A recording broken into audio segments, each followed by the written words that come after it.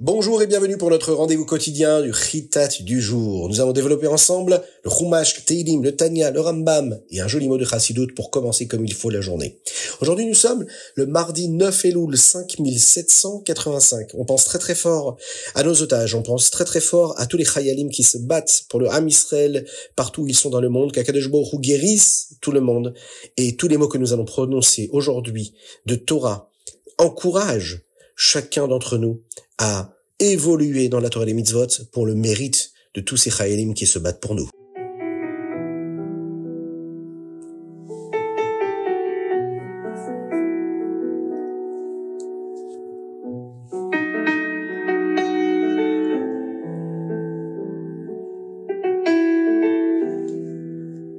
Commençons par le Chumash. Aujourd'hui, le texte nous parle d'une série de mitzvot qui, selon Rashi, sont des récompenses pour l'accomplissement de la mitzvah de Shiluach Haken. Cette mitzvah que nous avons abordée hier, le fait de renvoyer l'oiseau mère lorsque nous voulons prendre ses petits. Une mitzvah qui entraîne une autre mitzvah. Mitzvah, goreret mitzvah, c'est ce qui crée un cycle de bénédiction. Le texte nous le dit, Akadosh Baruch Hu nous bénira avec une nouvelle maison. Mais la Torah nous demande de faire attention à y construire un ma'aké, une barrière sur le toit pour que personne ne tombe rasé shalom. Mais également une bénédiction dans les champs.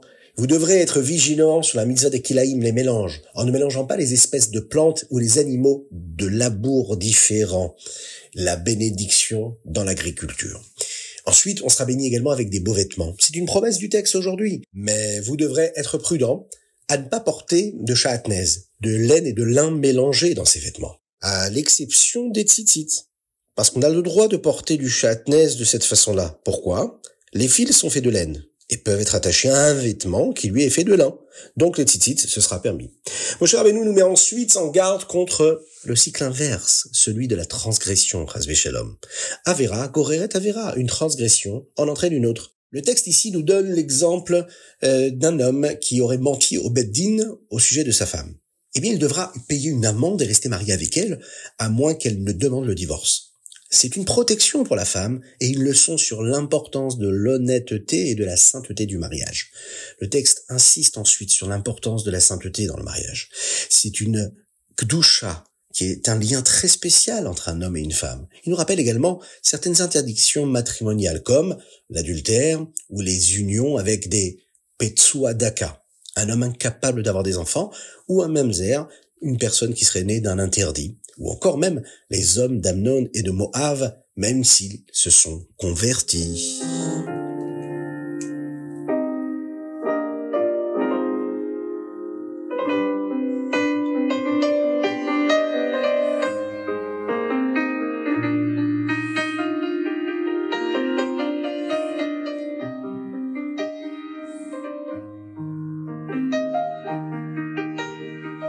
Passons tout de suite au Teilim du jour. Aujourd'hui, nous lisons du Teilim 49 au 54, du même tête au Nun Dalet, mais également les Teilim du mois de Elul, à savoir le 25, le 26 et le 27, le Teilim Chaf-E, Chavav et Chavzaïn.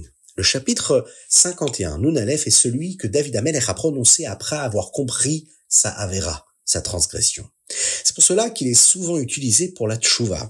Il fait d'ailleurs partie du Kriyat Shema chez Alamita, la lecture du Shema avant de dormir, le moment où l'on fait Teshuvah pour la journée qu'on vient de passer. Il y a un verset en particulier qui dit comme ça, Vechatati negdi tamid, ce qui signifie ma faute est toujours devant moi. Le rabbi Shneur Zalman, le premier rabbi de Lubavitch, explique cela. Même après avoir fait Teshuvah et avoir été pardonné par Akadosh Baruch Hu à 100%, nous devons garder en tête que nous avons commis une faute. Cela ne sert pas à nous rendre tristes. Au contraire, cela nous permet de ne pas avoir de gava, d'orgueil, d'avoir fait une vraie tchouva. Quand nous voyons quelqu'un faire une erreur, cela nous aide à ne pas le juger. On se rappelle qui on est. Notre faute est devant nous. Vechatati negdi tamid, elle est en face, cette faute-là. Je la vois, je la regarde, même si j'ai déjà fait teshuvah. J'en suis conscient. Nous nous rappelons que nous aussi, nous avons fait des erreurs. C'est également une source de paix intérieure, car les difficultés que nous rencontrons peuvent être une kapara, l'expiation pour notre faute. C'est ce qui nous permet de rester calme, en même temps joyeux, sachant que tout est pour le bien, c'est Akadosh Baruch Hu qui fait tout. C'est aussi un outil spirituel qui nous permet d'avoir une humilité, mais aussi, et ce qui est très très important, de la gratitude envers Akadosh Baruch Hu.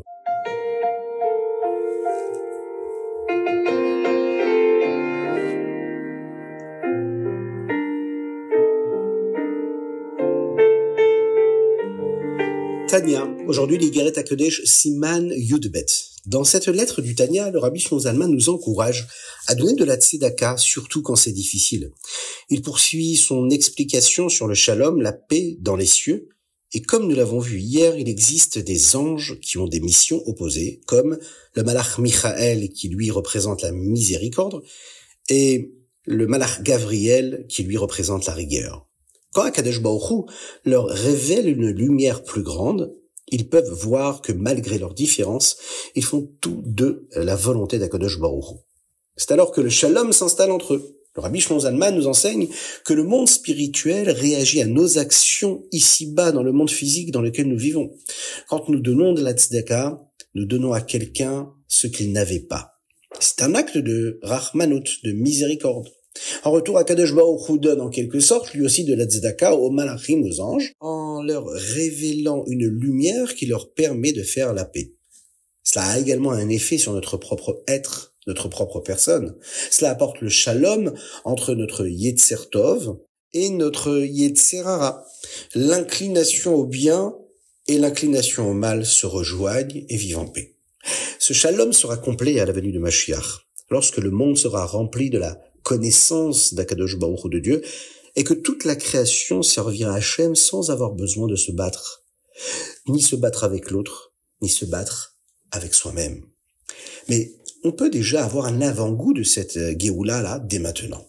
Lorsqu'on donne la tzedaka avant d'aller faire la tfila, et lorsqu'on prie avec kavana, avec concentration, en mettant de côté ce qui se passe autour de nous, mais également ce qui se passe à l'intérieur de nous-mêmes, en faisant le tri, en chassant toutes les pensées étrangères à la tfila, c'est une façon en réalité de créer la paix dans notre propre corps, dans notre propre neshama.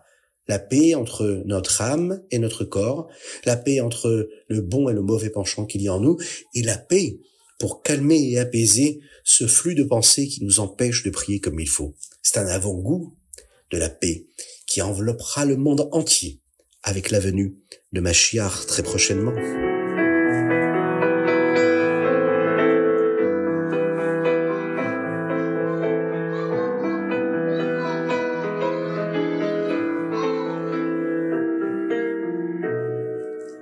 Hayom Yom Tet Elul. Aujourd'hui, le Hayom Yom nous enseigne un principe très puissant. Si quelque chose est vraiment important pour nous, même si c'est difficile, nous serons capables de le comprendre. Le Rabbi Maharash, le Rabbi Shmuel, illustre cela avec un exemple tiré de la Gemara. Il explique que la Hitbonenut, la réflexion, la contemplation profonde des sujets de Chassidut peut sembler insurmontable, mais il ne faut pas s'y arrêter. Il prend l'exemple d'une servante hébraïque, une Amma Ivriya.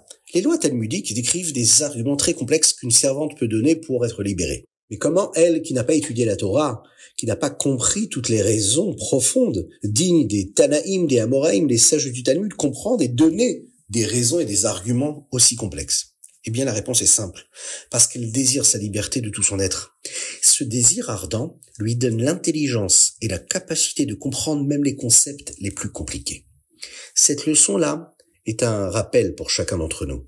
Si l'étude de la Chassidut, la réflexion, la contemplation de toutes ces notions spirituelles sont véritablement importantes pour nous, alors même si elles nous paraissent abstraites et éloignées de notre compréhension, peu importe notre niveau de connaissance de départ, nous aurons la possibilité, grâce à ce désir sincère, de trouver les capacités nécessaires pour les comprendre. C'est le pouvoir de la volonté sur l'intellect. Le ratson est beaucoup plus puissant, beaucoup plus fort que les émotions, ça c'est sûr, mais il est encore plus fort aussi que la réflexion, que l'intellect. La volonté, le ratson, dicte, donne les ordres, que ce soit à l'intellect, mais aussi aux émotions. Que Dieu nous aide, Be'ezrat Hashem, à vraiment prendre des bonnes décisions et avoir les bonnes volontés.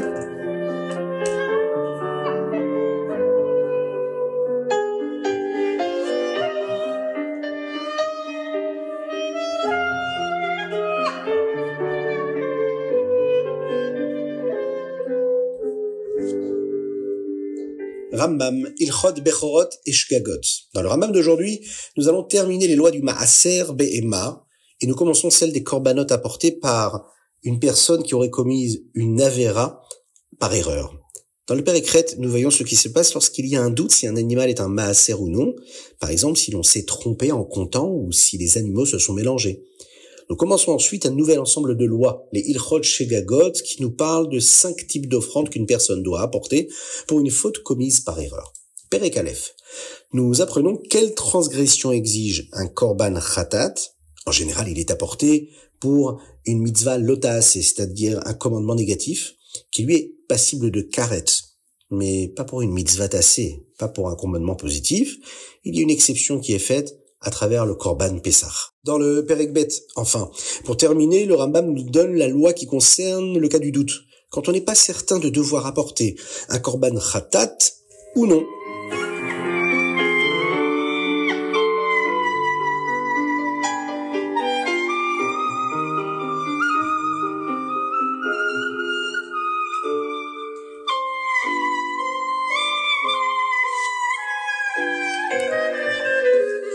Voilà, c'était le Ritat du jour. J'espère que vous avez passé un bon moment. On me dit qu'on est de plus en plus nombreux à suivre le Ritat. Continuez à le partager avec vos amis. Proposez-leur de rejoindre le groupe afin de le recevoir personnellement tous les jours sur leur WhatsApp. Allez sur les différents réseaux sociaux pour partager le Ritat. C'est important, c'est la volonté du Rabbi. Un juif de plus qui étudie le Ritat, c'est encore plus de bénédictions. Qu'Akadosh Baruch Hu vous bénisse, qu'il vous protège, qu'il inonde votre existence de bonté, de grâce, de miséricorde, de réussite matérielle et spirituelle, de bonté et de, surtout, compassion en ce mois de Elul, qu'on puisse avoir une belle teshuva pour avoir très rapidement une belle Géoula, une délivrance totale avec Mashiach Tzidkenu. Bekarov Mamash.